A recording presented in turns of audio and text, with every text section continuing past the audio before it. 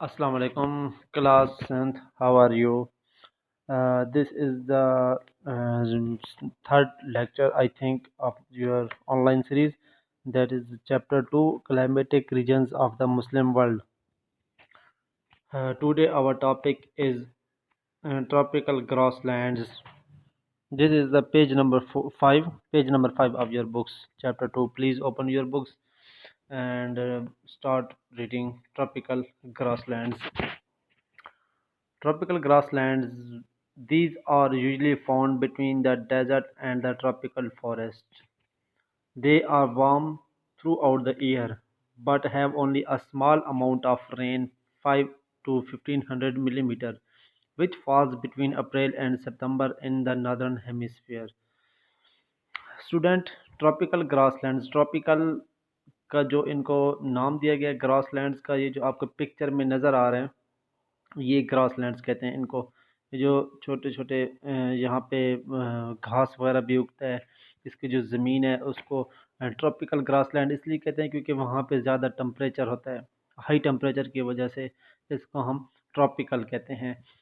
और ये इनका टम्परेचर इतना ज़्यादा होता है कि वहाँ पे जो है ना बारिश एक तो कम होती है, और टेम्परेचर ज़्यादा होने की वजह से वहाँ पे जो है ना फार्मिंग वेजिटेशन वगैरह नहीं हो सकती। तो ये और इनकी जो लोकेशन होती है, इनकी लोकेशन डेजर्ट और ट्रॉपिकल फॉरेस्ट के दरमियान की लोकेशन होती है। एक साइड पे इनके डेजर्ट होता है और एक दूसरी साइड पे इनके ट्रॉपिकल फॉरेस्ट होता है। तो ये जो दरमियान में, इसको हम बेकार सी ज़मीन भी कह सकते हैं, ग्रासलैंड, क्योंकि ये किसी मकसद की नहीं होती। वहाँ पे कोई फार्मिंग वेजिटेशन वगैरह ग्रास वगैरह कुछ भी नहीं होता। तो यहाँ पे कुछ परिंदे जो है ना वो इंजॉयमेंट के लिए निकलते हैं वहाँ पे, क्योंकि साथ फॉरेस्ट होता है। फॉरेस्ट में आपको डेफिनेटली पता है जानवर परिंदे सारे सारे रहते हैं, उनकी रिहाइश होती है। तो वो बाहर आउटिंग के लिए वहाँ पे निकलते हैं ग्रास लैंड पे। तो which falls between April September in northern hemisphere. कम जो है ना मिलीमीटर की बारिश होती है, बहुत कम बारिश होती है, और वो अप्रैल और सितंबर के दरमियान नादरन हेमिस्फीयर में होती है। नदरन हेमिस्फीयर और सदरन हेमिस्फीयर, ये मैं आपको ऑलरेडी पढ़ा चुका हूँ कि नदरन हेमिस्फीयर किसको कहते हैं और सदरन हेमिस्फीयर किसको कहते हैं। They have scattered trees and bushes and long grass which dies down in the long dry season. In Africa, such grasslands are home to many game animals: buffaloes, zebras, giraffes, elephants, rhinos, lions and tigers. वहाँ पे आपको मैंने बताया कि vegetation वगैरह और ये जो क्या ग्रास वगैरह ये हम नहीं उगा सकते, फार्मिंग नहीं कर सकते। तो इसके लिए जो जानवर हैं ना वो इसको यूज़ करते हैं। वो अफ्रीका में मोस्टली ये पाए जाते हैं। कुछ वो जानवरों के नाम बता रहा है कि जेब्राज हो गए, गैरिफ्स हो गए, एलिफेंट्स हो गए, रिनोज, लायंस एंड टाइगर्स। वो वहाँ पे आकर उनको ऐसे एंजॉय करते हैं जैसे वो वहाँ पे कोई गेमिंग वगैरह करते हैं। वो इंजॉयमेंट के लिए निकलते हैं, जंगलों से निकल कर वहाँ पे आते हैं घूमने फिरने। And have a flourishing tourist industry. और सियाह भी आते हैं वहाँ पे, जो जानवरों का शिकार करने आते हैं, जो हंटिंग पे आते हैं, वो उनके लिए भी वो एक टूरिस्ट पॉइंट है। With hundreds of thousand of people going on safaris to watch the animals. ठीक है, जो जानवरों के हंटिंग के लिए आते हैं, जानवरों को देखने के लिए जाते हैं, वो वहाँ पे अपनी कैंपिंग वगैरह भी करते हैं। Pakistan once had a lot of this type of climate and vegetation. एक टाइम पाकिस्तान के पास भी ऐसी लोकेशंस थी, ऐसे पॉइंट थे, but now almost none is left. मगर अब कोई नहीं रहा, क्योंकि the land has been cleared and with extra water from irrigation all kind of crops are grown on it. और पाकिस्तान उसको क्रॉप्स के लिए यूज़ कर रहा है, फार्मिंग के लिए। पाकिस्तान उस ज़मीन को, उस लैंड को, जो ग्रास लैंड्स हमारे पास थे, उनको वो यूज़ कर रहा है पाकिस्तान। तो class the next is the tropical forest. जिस तरह की हमारे पास ट्रॉपिकल ग्रास लैंड्स थी, इसी तरह हमारे पास सेम ट्रॉपिकल फॉरेस्ट भी हैं। In the Muslim world, these are found in Central Africa along the equator and in Southeast Asia.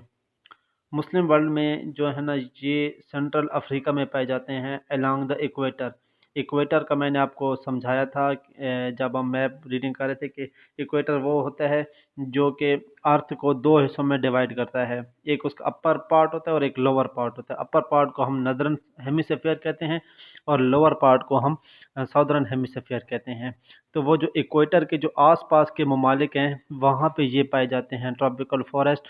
वहाँ पे क्यों पाए जाते हैं? क्योंकि ये वहाँ पे जो टेम्परेचर है सबसे ज़्यादा उन ममालिक में होता है जो कि इक्वेटर के करीब होते हैं। those countries which are most nearest to the equator, that the temperature very high, वहाँ पे टेम्परेचर बहुत ज़्यादा होता है जो इक्वेटर के आसपास कंट्रीज़ होते हैं। There is heavy rain 1800 to 2500 millimeter or more, and the temperature remains between 20 to 30 degrees centigrade all year. Naturally, there is a thick forest of tall trees with a crown of leaves high up. वहाँ पे जंगल होते हैं और इस तरह के दरख्त वहाँ पे पाए जाते हैं। ये दरख्त आप देख रहे हैं, ये लंबे लंबे जो दरख्त हैं ना, इनको ये लंबे लंबे तनों वाले दरख्त, इनके पत्ते होते हैं, इनकी बड़ी टहनियाँ पतली होती हैं, ये वहाँ पे पाए जाते हैं। ये ट्रॉपिकल फॉरेस्ट इस तरह के पाए जाते हैं वहाँ पे। और जो टेम्परेचर है वहाँ पे 20 to 30 degree centigrade all year रहता है। Below it is semi-darkness with giant creepers twining of the trees trunks to reach the sunlight above. और इनकी जो सेमी डार्कनेस होती है वहाँ पे एक अंधेरा सा रहता है वहाँ पे, क्योंकि जो सनलाइट है वो बड़ी मुश्किल से पहुँच पाती है वहाँ पे। The main stems of some creepers can be as much as 30 to 40 centimeters in diameter. और जो कुछ उनके जो एक डायमीटर होता है, जो दरख्त हैं वहाँ पे उनका जो डायमीटर होता है वो 30 to 40 सेंटीमीटर का डायमीटर होता है। डायमीटर उनकी जो विड्थ कह सकते हो आप, 30 to 40 सेंटीमीटर होता है वो। The main forms of life found here are birds and monkeys in the canopy. Canopy मतलब the leaves at the top. और वहाँ पे कुछ परिंदे पाए जाते हैं, मंकीज़ होते हैं वहाँ पे, जैसा कि स्नेक्स हैं, लिजर्ड्स एंड इंसेक्ट्स हैं। Below much of the forest is very valuable for timber. और उनके जो दरख्तों के जो ऊपर वाली जो शाखें होती हैं, जो टॉप लीव्स होते हैं, उन पे ये परिंदे रहते हैं। कुछ परिंदे जानवर, मंकीज़ हो गए, स्नेक्स, लिजर्ड्स और इंसेक्ट्स वगैरह हो गए। और जो निचला जो हिस्सा होता है जिसको हम उनकी जिनका हम कह रहे थे कि 30 to 40 सेंटीमीटर उनका डायमीटर होता है, वो हम टिम्बर के लिए यूज़ करते हैं। उनके हम फर्नीचर के लिए यूज़ करते हैं उनको, जो उनकी जो लकड़ी होती है, such as teak and other hardwoods where these have been cut down and the forest cleared, sugar cane, coca, rubber, mangoes, pineapples and other tropical fruits are grown. और जब इनको जहाँ जहाँ से इनको काटा जाता है वहाँ पे फिर ऐसी फसलें उगाई जाती हैं जिनके कुछ नाम बताए गए हैं कि sugar cane, cocoa, rubber, mangoes, pineapples and other tropical fruits are grown. वहाँ पे फिर ये चीज़ें उगाई जाती हैं। Because of the heat and the moist atmosphere, temperature ज़्यादा होने की वजह से the rain forest are generally unhealthy. Rain forest जो होते हैं वो क्या नाम है, वो नुकसानदेह भी हो सकते हैं। With many diseases that affect humans and animals, जो कि इंसानों, आम इंसान के लिए और जानवरों के लिए नुकसानदेह साबित हो सकते हैं। Many of these such as malaria are carried by insects, और वहाँ पे जो कुछ इंसेक्ट्स होते हैं उनकी वजह से मलेरिया भी हो सकता है। However the rain forest are very, come to the next page. However, the rainforests are very important both for their plants and for replenishing the air with oxygen and absorbing carbon dioxide. लेकिन जैसा कि आपको पता है कि rain forest के जो दरख्त होते हैं वो बहुत ज़रूरी होते हैं। वो बहुत ज़रूरी होते हैं को फ़िज़ा को साफ़ रखने के लिए, क्योंकि आपको पता है कि हमारी फ़िज़ा में ऑक्सीजन है। तो जब हम ऑक्सीजन उसको इनहेल और एक्सहेल करते हैं कार्बन डाइऑक्साइड, तो वो हमारे लिए बहुत ज़रूरी होता है एक चीज़ को, कि वो हमारी इस कमी को पूरा करे, फ़िज़ा को साफ़ रखे, जो हमारी हवा है उसको साफ़ रखे। तो ये ऑक्सीजन और कार्बन डाइऑक्साइड का जो एक्सचेंज होता है, जो तबादला होता है, उसके लिए बहुत ज़रूरी होता है कि दरख्त हमारी फ़िज़ा में हमारी ज़मीन पर होने चाहिए दरख्त।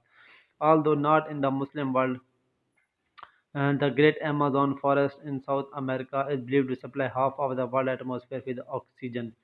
जो ग्रेट अमेज़न है ये साउथ अमेरिका में, आई थिंक ब्राज़ील में ये पाया जाता है। दुनिया के सबसे बड़ा ये फॉरेस्ट है ग्रेट अमेज़न। ये जो है ना वो कहा जाता है कि ये दुनिया में आधी से मतलब supply half of the world atmosphere with oxygen. जो फ़िज़ा को जो आधी ऑक्सीजन मिल रही है वो ग्रेट अमेज़न की तरफ से मिल रही है, क्योंकि ग्रेट ग्रेट अमेज़न बहुत बड़ा जंगल है, रेन फॉरेस्ट है। और वहाँ पे रिसेंटली कुछ महीने पहले वहाँ पे आग भी लगी थी, जो जिसने जो है ना वहाँ पे शिद्दत इख्तियार कर ली थी, और काफ़ी उसमें डिस्ट्रक्शन हुई थी। तो क्लास यहाँ तक हमने रीडिंग कर ली है। तो बस हमारा जब ये चैप्टर एंड होगा उसके बाद हम इस चैप्टर का टेस्ट कंडक्ट करवाएंगे। और इसके अलावा आपका पहले होगा फर्स्ट चैप्टर का टेस्ट होगा, उसके बाद सेकंड चैप्टर का। तो बी रेडी, मैं आपको होमवर्क भेज दूंगा जिसमें आपका वीकली असेसमेंट होगी। ठीक है क्लास, थैंक यू, अल्लाह हाफिज़।